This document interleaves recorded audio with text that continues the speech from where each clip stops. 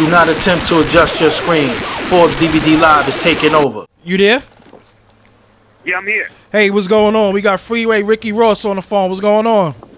Oh, man, it's all good, man. Just, getting it in. So you remember that you was here before, right? We had you here in the station, right? Yeah, I remember it. You was in Brooklyn. You came by to check me and stuff. So what's been going on with you since then, since we last saw you? Man, just pushing, trying to get this record label off the ground and pushing this book. I just dropped my autobiography and I'm really excited about it. It's doing really good. Getting a lot of good response from it and just trying to make a statement out here, man, in these streets. So the main question a lot of people want to know, the case situation, did you give up with it? Is it final? What's going on with that? Well, I didn't give up. What wound up happening is I went as far as I could go through the court system, and basically the courts were saying that I didn't have any standings. For whatever reason or another, each judge that I turned to, even though they came with different reasons, they all came to the same conclusion that he doesn't owe me any money and that he can keep using my name. So is it a money thing, or do you just want him to stop using your name and your likeness? I mean, they go hand in hand. I felt that he owed me money, but I also wanted him to stop using my name. So what the people want to know is that how does somebody get away with using your real name? It's not like it's your. It's not like. That's a good question. Yeah, it's not like it's a rap name of yours. This is your real government name on your birth certificate, on your ID. How do they get away with that? I don't know. One judge said he got away with it because I should have filed my lawsuit before I got out of prison. Another judge said that you can't get paid. You can't trademark something that you use in an illegal way. What they call that, the Son of Sam thing? What they were trying to hit you with that? No, not the Son of Sam. It's just basically saying that you can't trademark a name that you made from doing crime. But that's your real name, though, right? Yeah, that's what I tried to tell him. I said, well, I was using the name before I was doing crime, and I've been using it since I stopped doing crime. Wow. Crazy. So, what about the movie? Is the movie still in the works? Yeah, matter of fact, I ran into Nick Cannon the other day. We talked about it. Nick said that he's definitely in. He was reading the book. He said he loved the book. And we're going to talk about it next week. Also, I'm supposed to meet with Michael K. Williams today. He's planning a new movie coming out. He's playing my role in that movie, Kill the Messenger. Wow. So, it's a lot of stuff going on with the movie. Also a miniseries is in the talks. We just got a distribution deal, with Universal for our record label. What's the name of the label? What's the name of the label? Rick Ross Music Group. Wow. So how does it feel? So, if there's independent artists out there, they looking for distribution, I can give it to them now. Hit me up. You know what I'm saying? Let me ask you something. Do you get pissed off when you tell somebody your name is Rick Ross and they say, yeah, like the rapper? All the time. I don't get pissed off, though, because I understand. I understand the power of marketing. That they spent so much dollars on this guy that they've overshadowed me and my legacy. But right now it's my goal to take that shadow back. Yeah. How big a role did racism play, do you believe, in a lot of the decisions that was made against you? Well, racism is people say there's no racism, and that is if you ain't black.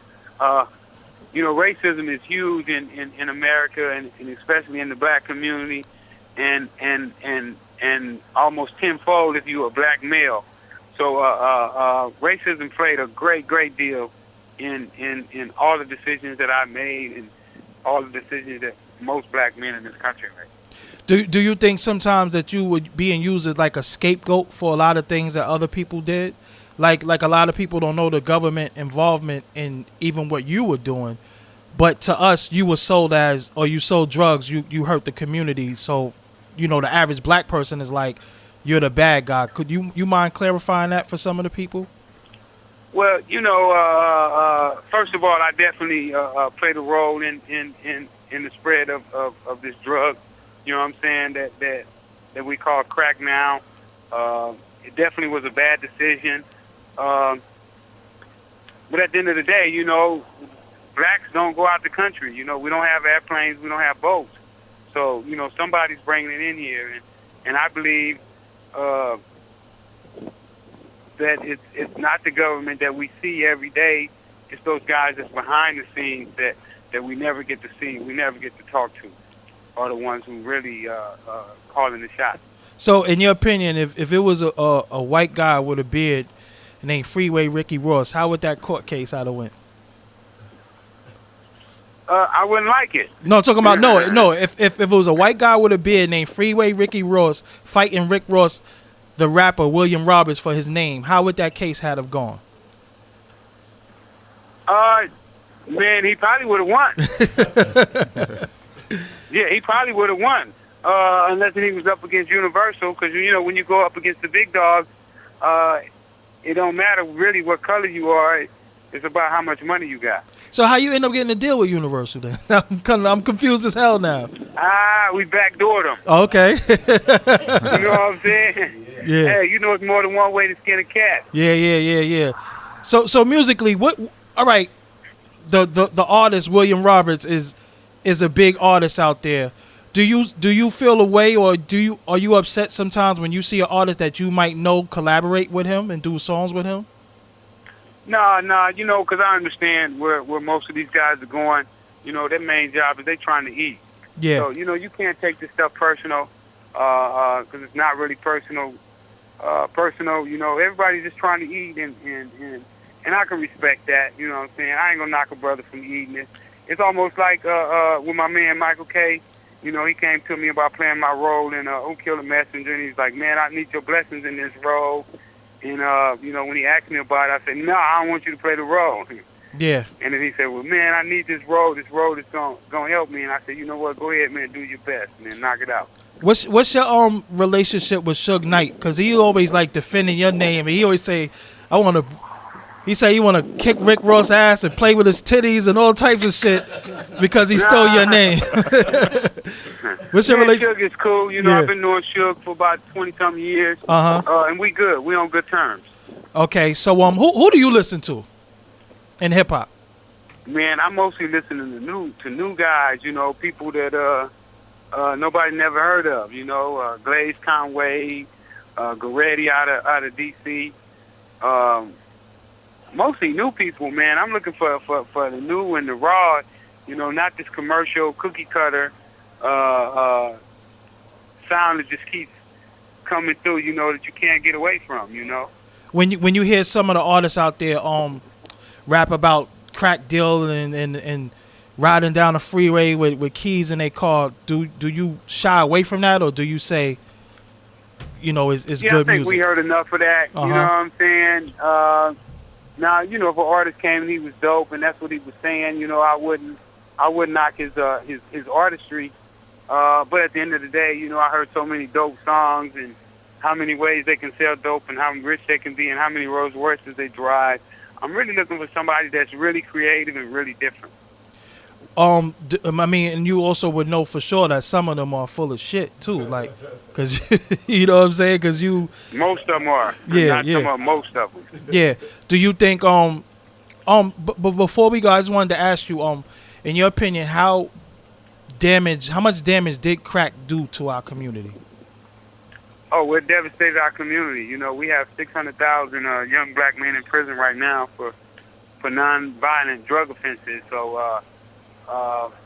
Nobody really won in that game, and hopefully, we can rectify it and straighten it out. And that's what I wrote this book for, to shed some light on what's going on and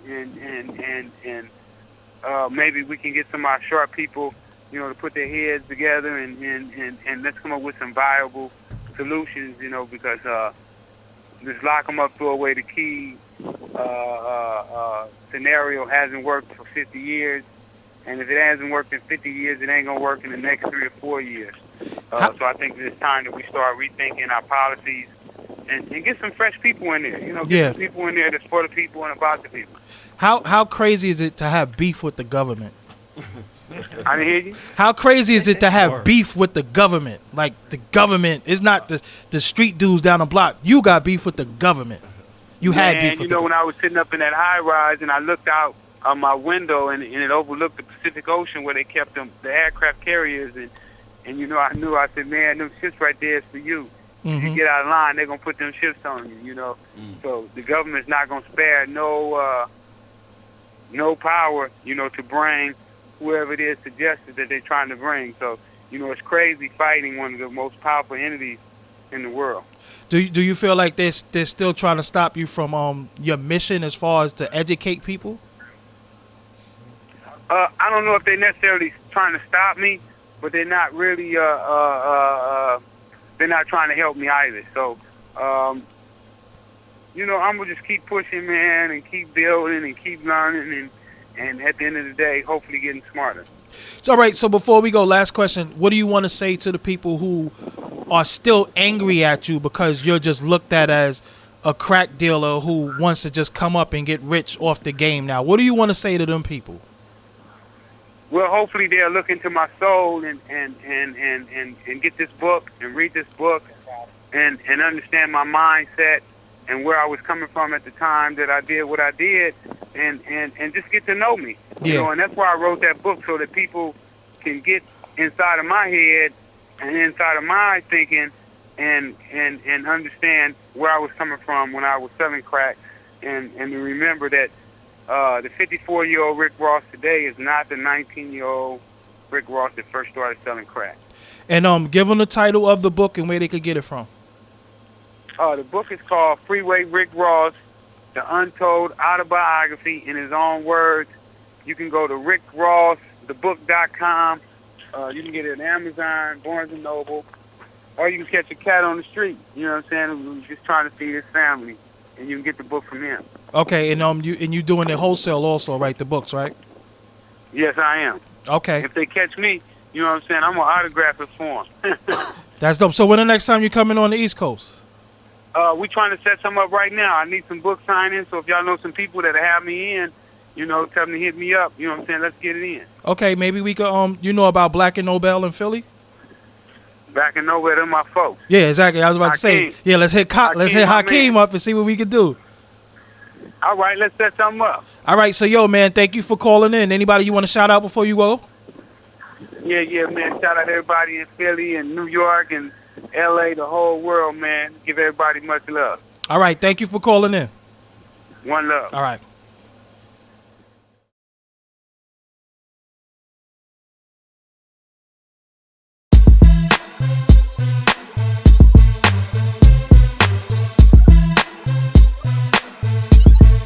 ForbesDVD.com